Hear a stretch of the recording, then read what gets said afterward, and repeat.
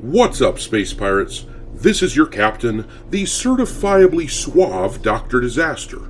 And it would seem that Lucasfilm is banking on the majority of the Star Wars fanbase forgetting how much they despised The Last Jedi. How's that working out for you? Not good. We all remember how back in 2017, Lucasfilm put out this divisive piece of shit, which the critics fawned over and the majority of the fanbase rejected. And we all remember the backlash to that. The unthinkable happened. A Star Wars movie lost money. Solo, a Star Wars story, was the target of fan anger, even though I've heard it's actually an okay film. I'll never know though, because after The Last Jedi, I, and so many others like me, decided that Star Wars films were dead to me. But now, according to this news here, Lucasfilm is ready to double down on The Last Jedi with the upcoming James Mangold Star Wars movie, which was supposedly given a title so stupid that it makes me lose my faith in humanity. That's the worst name I ever heard.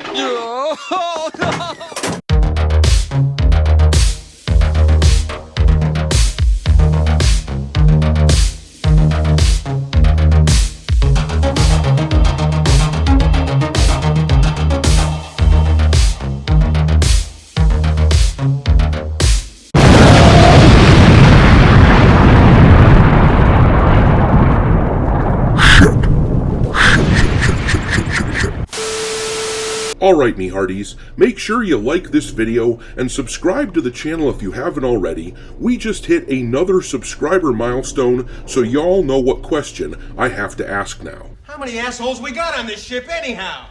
Yo! We now have 31,000 a-holes running around in this space pirate fleet, and as is customary on this channel, with every 1,000 subscribers, I add another ship to the fleet in order to house the newcomers. This time, I chose this guy right here, a Star Wars ship, the CR-90 Corvette. It's been a long-time favorite of mine, but in any event, I just wanted to thank all of you space pirates for supporting the channel. I knew it, I'm surrounded by assholes. But okay, let's see what's going on with this James Mangold Star Wars film. I'm sure many of you remember that about a year ago or so, they announced 3 new Star Wars movies were being made.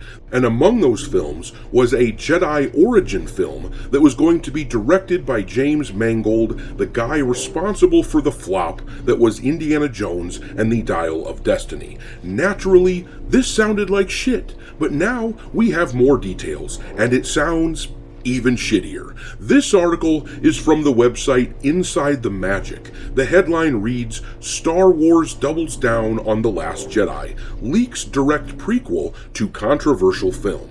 Brilliant! The article then spends several paragraphs talking about how controversial The Last Jedi was, but we are going to skip down to the news here where it says, while some have theorized that Lucasfilm is trying to distance itself from the events of The Last Jedi in the wake of fan backlash, the latest Lucasfilm leak suggests that couldn't be further from the truth. And I'm going to pause and say that they absolutely did try to distance themselves from that movie. I mean, they stopped making films for basically a decade after Solo flopped, even though prior to that, they were putting out a movie every year. But it would seem to me that by now, they're just hoping that our mood as a fan base has softened on Disney Star Wars and The Last Jedi. But let's check in with your average Star Wars fan real quick and see how true that is. I am untethered and my rage knows no bounds!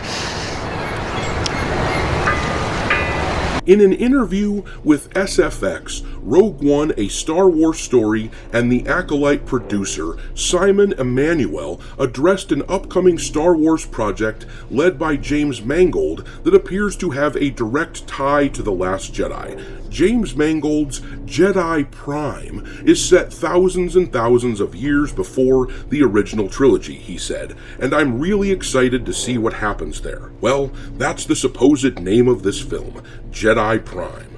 Inconceivable!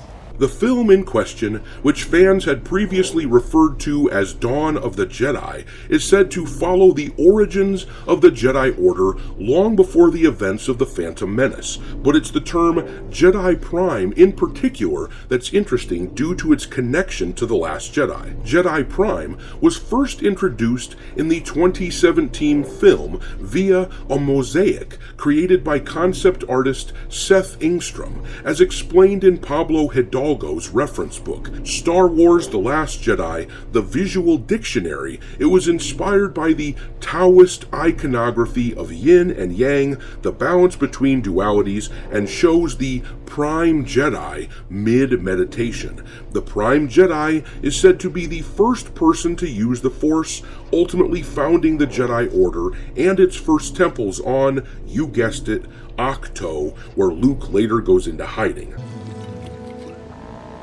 I've contained my rage for as long as possible. Mangold has previously addressed his desire to delve into the origins of the Jedi, explaining, "I just see this opening to make kind of a Ben-Hur, or the Ten Commandments, about the birth of the Force. The Force has become a kind of religious legend that spans through all these movies, but where did it come from?"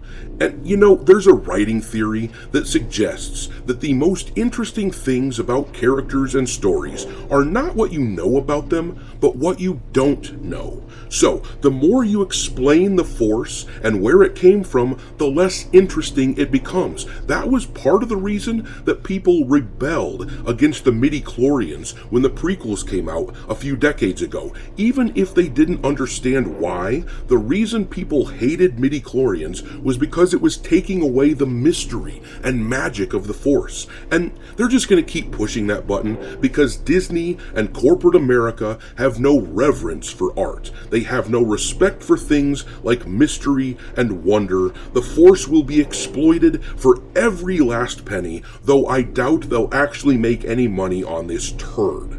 But I'm going to leave it there. What do you think of this name, Jedi Prime? And what do you make of its ties to The Last Jedi? Drop your thoughts in the comments below, and we will talk there. Thanks for watching, me hearties. If you haven't already, your captain is inviting you to subscribe to the channel and become a part of the crew. Life as a space pirate may not be glamorous, but there's always plenty of booty.